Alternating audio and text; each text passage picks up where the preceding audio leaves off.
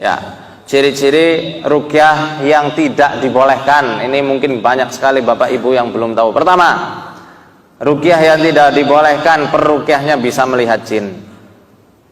Oh, peruqyah syariah, baik saya, Ustadz Zunaidi, Ustadz Adam, pendahulu-pendahulu kami, tidak ada yang bisa melihat jin. Soalnya celana jin. Ya. Kalau orang yang bisa melihat jin, kita tidak pandang bulu. Walaupun dia mengaku sebagai ahli agama sekalipun, dia ngaku bisa lihat jin, matanya ada jinnya. Bahkan Imam Asy-Syafi'i mengatakan, man za'ama annahu ra'ahum ruddat syahadatuhu wa uzira li mukhalafatihi al-Qur'an. Barang siapa ngaku-ngaku bisa melihat jin, maka kami tolak persaksiannya dan dia harus dihukum karena telah menyelisih Al-Qur'an. Al-Quran ayat yang mana? Ayat 27 surat Al-A'raf di juz 8. Allah Subhanahu wa taala berfirman, "Innahu yarakum huwa wa qabiluhu min haitsu la tarawnahum." Sesungguhnya iblis dan kabilah-kabilahnya dari bangsa jin ngelihat kalian dari tempat yang kalian itu tidak bisa melihat mereka. Bisa ngaku-ngaku melihat jin, kamu ini yang ngintil adalah kuntilanak, gondoruwo, pocong, babi ngepet dan lain-lainnya, sudah itu orang kesetanan, tidak usah dipercaya. Pernah ada di sini tiba-tiba datang, kamu tuh ada yang ngikutin, bilang aja di matamu ada setannya, harus diruqyah. Yang diruqyah kamu, bukan saya. Yang kedua, ada praktek-praktek penerawangan, ini juga tidak dibenarkan, bahkan disanggah juga oleh para ulama-ulama, termasuk ulama sufi. Syekh Abdul Wahab Asy'arani, penghulunya ulama sufi dari Mesir pada zamannya.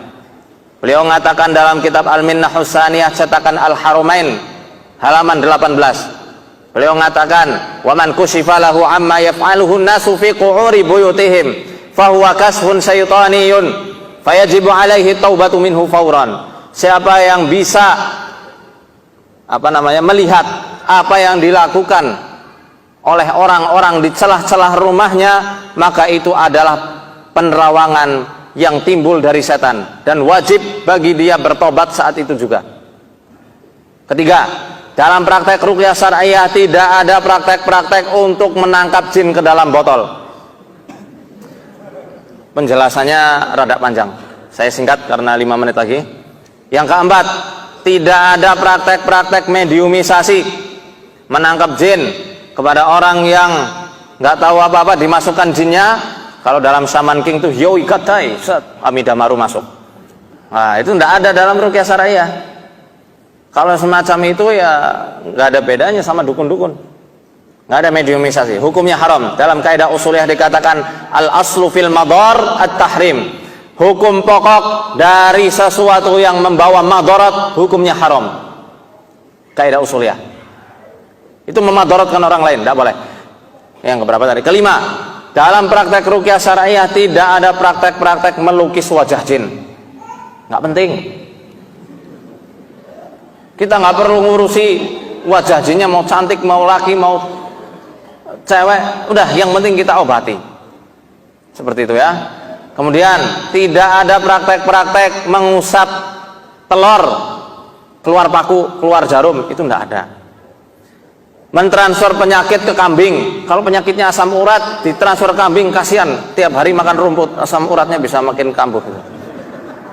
Ya, dan lain-lainnya ada banyak, pada waktu ini terbatas. Kemudian tentang jimat syariah ada atau enggak? Tidak ada, karena azimah sendiri, jimat asalnya dari kata azimah. Azimah itu sinonim dari kata ar-ruqyah. Tapi kalau jimat dalam bahasa Indonesia itu sebangsa kayak pring petuk, keris, tombak yang disucikan, maka tidak ada jimat syariah kalau ditinjau dari sisi bahasa Indonesia. Barakallah.